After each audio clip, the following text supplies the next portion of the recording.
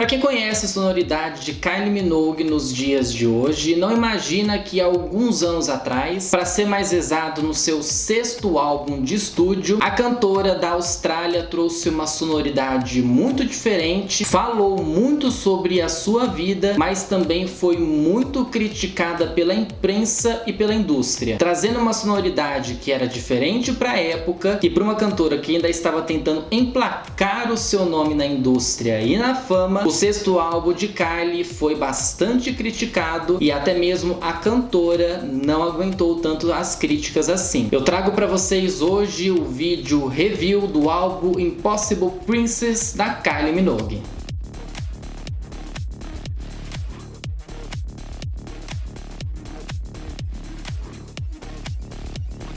Há exatos 23 anos atrás, no dia 22 de outubro de 1997, Kylie Minogue estava trazendo para o público o álbum Impossible Princess. A cantora ainda estava tentando a sua fama, ainda estava tentando conquistar o pessoal da época, na indústria da época, os fãs. Claro que ela já vinha trazendo uma sonoridade muito interessante dos álbuns anteriores, mas em Impossible Princess a cantora tentou uma coisa diferente, uma pegada diferente. Por um lado foi interessante para algumas pessoas, para outros nem tanto. O álbum ele foi lançado pela gravadora The Construction e Mushroom e também pela BMG ou BMG. A The Construction foi uma das primeiras gravadoras aonde a Kylie trabalhou e a Mushroom era um braço dessa criação. Ela foi lançar o seu álbum no Reino Unido, mas ela também queria pegar os seus fãs em todas as partes do mundo e com isso ela fez essa parceria da Mushroom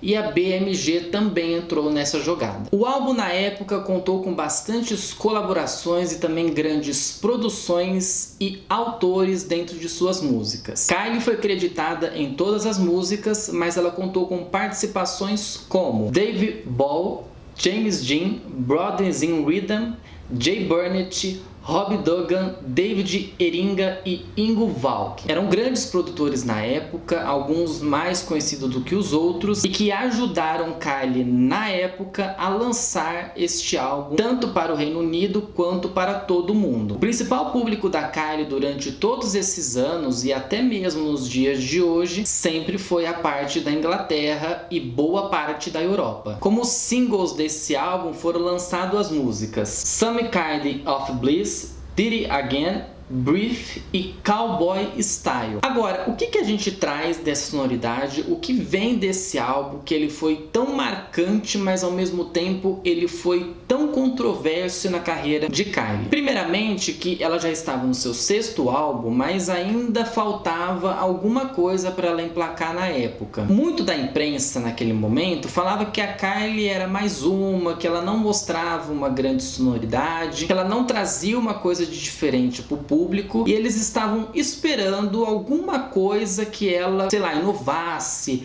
fizesse por acontecer, e não sendo só mais uma cantora que saiu da Austrália para ganhar a vida. Os jornais na época, principalmente os jornais britânicos, falavam que a Kylie e toda a sua produção criava coisas muito baratas e muito de efeitos, né? Não tinha uma coisa inovadora e que poderia ser falado de uma coisa interessante. A Kylie vinha de grandes críticas anteriores e o pessoal esperava que ela trouxesse alguma coisa diferente, que ela mostrasse alguma coisa diferente para o público e também para a indústria, que queria mais da Kylie, né? Queria saber mais dela, queria que ela se esforçasse mais para entregar coisas completamente diferentes. Para vocês terem uma ideia sobre essa crítica que a indústria dava e principalmente a imprensa britânica dava, dos álbuns anteriores da Kylie, apenas Enjoy Yourself que trouxe uma coisa de diferente e que emplacou a Kylie até ali. Os outros nem surtiram tanto efeito assim. Naquela época, Kylie se envolveu com um fotógrafo francês chamado Stéphane Sednoyou, e foi dali que ela partiu para começar a produção de Impossible Princess. O álbum foi um álbum muito pessoal, que contou muito da história dela e demorou 2 anos para ser produzido. Aí também já começa uma coisa interessante. O álbum ele demorou tanto para ser produzido que quando estava praticamente realmente para sair. A gravadora falou, vamos segurar um pouquinho, vamos esperar, agora não. E a Kylie queria que esse álbum saísse a todo custo. E teve uma frase que eu anotei que está aqui no meu celular, que fala justamente sobre essa parte onde por que demorou-se tanto para essa criação. Então a própria indústria disse que a demora para esse CD sair foi porque ele era devido ao puro perfeccionismo de todos criativamente envolvidos. Então todo mundo que estava ali, tanto a própria Kylie quanto os produtores que eu falei anteriormente, eles queriam uma coisa assim impecável e que trouxesse a essência para dentro daquele álbum, né? Pudesse ali todo mundo identificar que era um grande álbum. Ele foi uma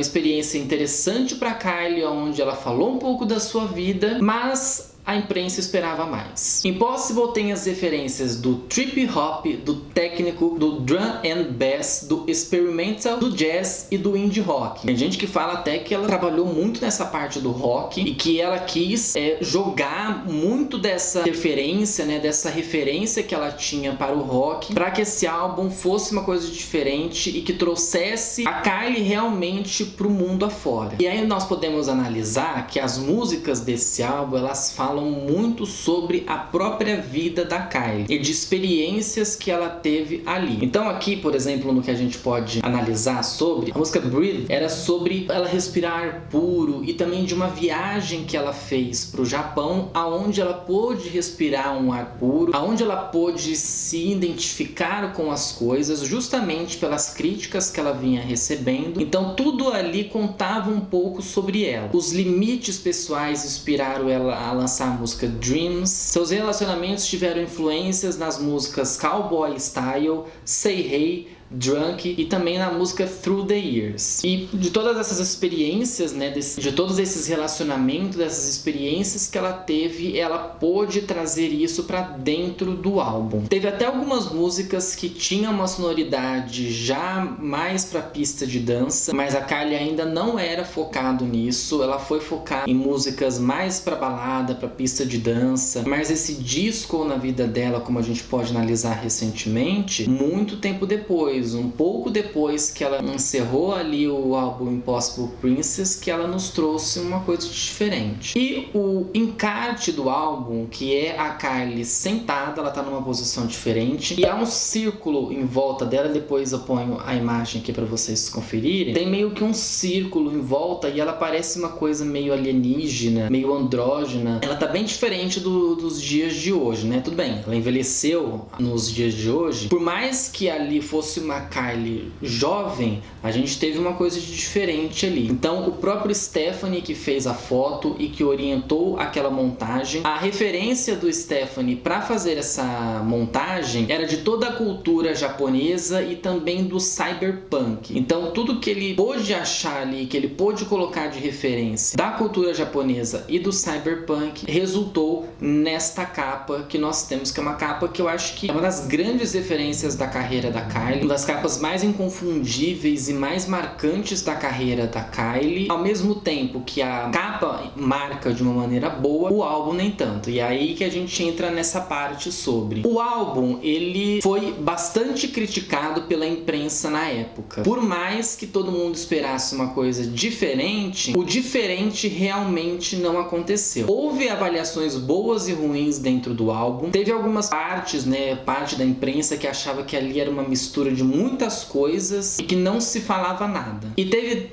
até parte da imprensa que falava que esse álbum ficou ruim, né, e que ele trouxe essa sonoridade mais ou menos, vamos dizer assim, pelo pouco esforço nos vocais da Kylie. Alguns especialistas na época falam que a Kylie não se esforçou nem um pouco para cantar dentro das músicas e que isso trouxe uma coisa um pouco mais relaxada. Eu particularmente ouvi o álbum, ele é completamente diferente do que nós estamos acostumados a ver na carreira da Kylie. Eu acho que até por isso também ela deixou um pouco de falar da sua vida pessoal, porque hoje a gente sabe bem pouco sobre as coisas dela, sobre envolvimentos, relacionamentos dela. Então eu acho que aquilo ali traumatizou tanto a Kylie que ela resolveu focar numa coisa completamente diferente. E também algumas críticas falavam que ali era uma batalha de egos anteriores, para que a Kylie conseguisse se fortalecer e ter o seu nome marcado dentro da indústria fonográfica, dentro da indústria da música, e que ela não conseguiu. Isso não foi nem perto do que a gente pôde analisar da vida da Kylie e analisar também dos seus poderes, vamos dizer assim, como cantora, né, de todo o seu potencial dentro da música que ela poderia ter feito com um álbum que era mais pessoal e que deixou a desejar, como muitas pessoas disseram. E ela própria, na época, falou que ela tentou ao máximo trabalhar dentro desse álbum para fazer ao máximo o público gostar daquele álbum, gostar do que ela estava contando, e que ela aceitou as críticas. Ela falou: eu não tenho como não ouvir as críticas, porque é o que mais tem ali, é o que mais falam sobre o álbum, então eu vou ter que aceitar e eu vou ter que levar isso para minha vida. Ela lançou apenas 4 músicas, né, de 5 músicas, de 12 músicas que tem dentro do álbum, e os clipes são de qualidade da época, né? Então não tem aquela qualidade louca, maravilhosa e tal. Pra quem tá acostumado a conhecer a Kylie no disco e também com álbuns como Aphrodite, X, até Kiss Me Once, todos esses álbuns aí, Impossible Princess, ele sai completamente dessa história, ele sai completamente desse foco de uma artista que sempre focou em músicas mais dançantes, em músicas mais eletrizantes que levam as pessoas pra pista de dança. O que acontece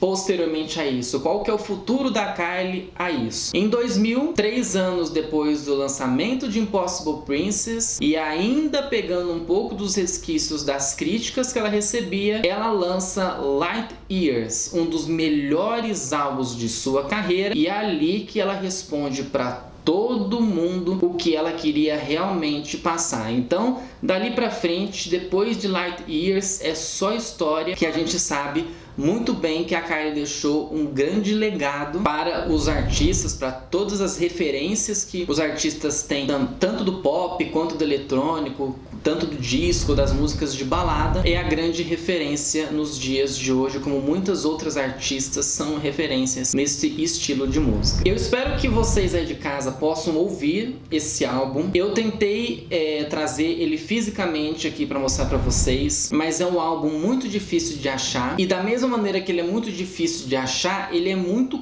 caro para comprar. Eu achei, por exemplo, em sites que vendem usado por mais de 100 reais. Tipo, não dá. E você procurar o álbum em sites para você comprar ele novo, né, o CD físico, mais de 150, 200 reais, eu achei muito caro. Desculpa, né, os fãs que adoram a Kylie, como eu adoro. Para mim ficou um pouco impossível querer comprar esse CD neste preço. Então, infelizmente, não pude. Eu ouvi ele pelos streams. Eu gostei, achei bem interessante, mas é o que foi falado durante todos esses anos que se falaram da época. É uma coisa completamente diferente, porque o que a Kylie nos traz depois, nos anos seguintes, Light Years e Fever, por exemplo, que são os álbuns seguintes ali, é completamente diferente. Ela quis trazer uma experiência um pouco mais pessoal para dentro desse álbum, e eu acho que faltou um pouco, e também faltou a gravadora dar conta daquilo, porque o que a gente analisa posteriormente e anteriormente, parece que há um vazio ali dentro do Impossible Princess, porque ele não foi trabalhado do jeito que era para ser, por uma artista que estava em ascensão, que estava se mostrando uma grande artista, e que ninguém deu o devido valor para esse álbum. Acontece às vezes, né, com os artistas que a gente espera muito, sei lá, de alguma coisa, de alguma inovação do artista, e nem sempre essa inovação dá certo. Então é isso, gente. Eu espero que vocês depois possam ouvir Impossible Princess. Ele está em todas as plataformas de streaming, para vocês darem seus comentários aqui embaixo sobre este review, sobre essa história toda dentro de Impossible Princess. Se você gostou desse vídeo, deixa o joinha que ajuda bastante, se inscreva no canal, siga nossas redes sociais que estão aparecendo aqui na tela e na descrição do vídeo, e compartilhe esse vídeo. É isso, gente, até a próxima semana. Tchau pra vocês.